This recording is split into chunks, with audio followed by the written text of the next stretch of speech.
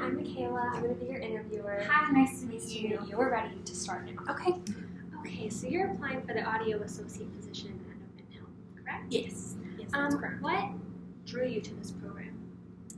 Well, for starters, I am currently employed at a private practice audiology private practice, and I'm really wanting to broaden my horizons as far as that field.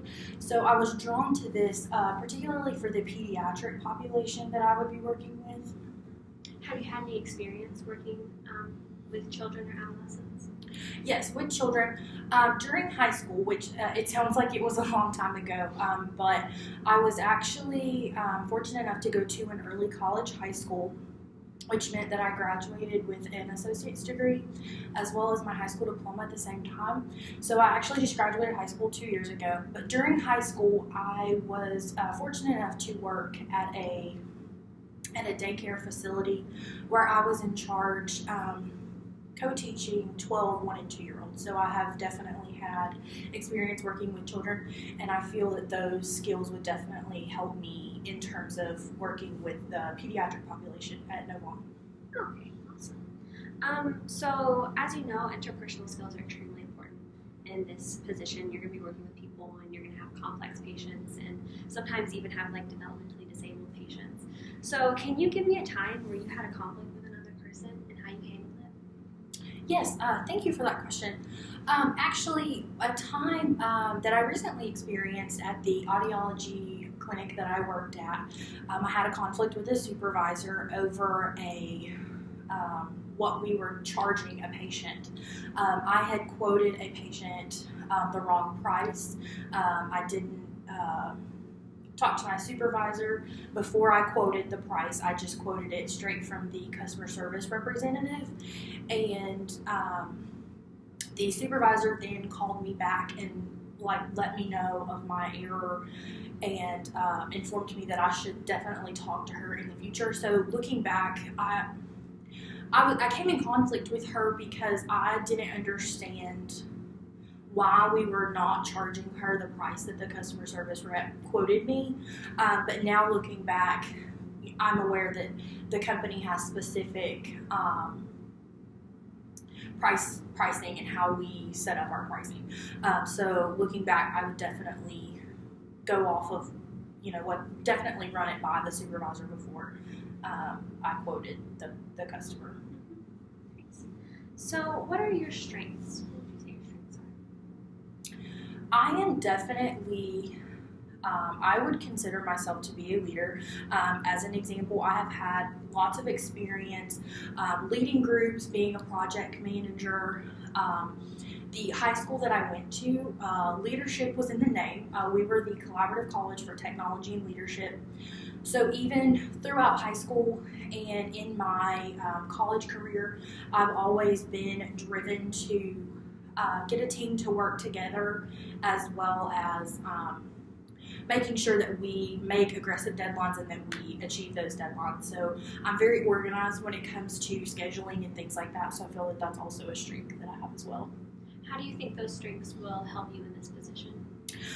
For this position, I feel like I am very much a team player, so those skills, excuse me,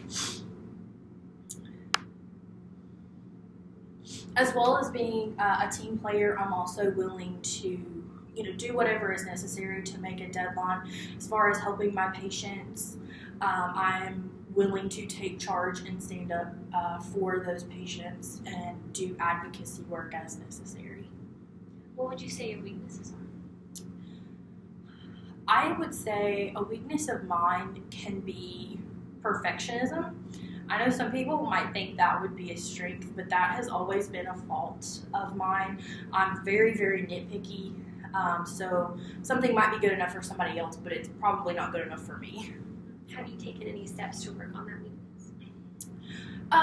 I have learned to have compassion for myself, as well as compassion for others.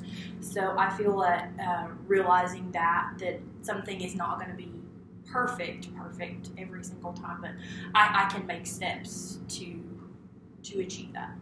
Okay, great. That's all the questions I have. All right, thank you. Thank you. Hi, Michaela. I'm Caroline. I'm going to be interviewing you today. We're ready to start if you're ready. Okay, yeah. Hi, Michaela. So we're going to go ahead and get started with your graduate interview for the Masters of Counseling here at ETSU. So first, can you tell me a little bit about what attracted you to our specific program? Well, I've known that I wanted to come to ETSU for counseling ever since I decided I wanted to be a counselor. I know this is an accredited program, which means it's been evaluated and has been national standards, and this will help me be better prepared to attain my licensure. I also have been drawn to this program because I know that you guys have like a 1:5 faculty to student ratio, which I feel will really help me in my learning because I'll be able to work more closely with my supervisors and they'll be able to monitor my progress better. And I feel like this program would be best suited for my personal learning style, and that I would benefit the most from this program. Thank you. So how will this program influence your specific career goals? Well, my career goal is to own my own private practice and specialize in anxiety disorders and depression. And you guys have a clinical mental health concentration. And you guys also offer, you've got 4 different concentrations, and you offer the ability to focus in more than one concentration. So I could also focus in like family counseling.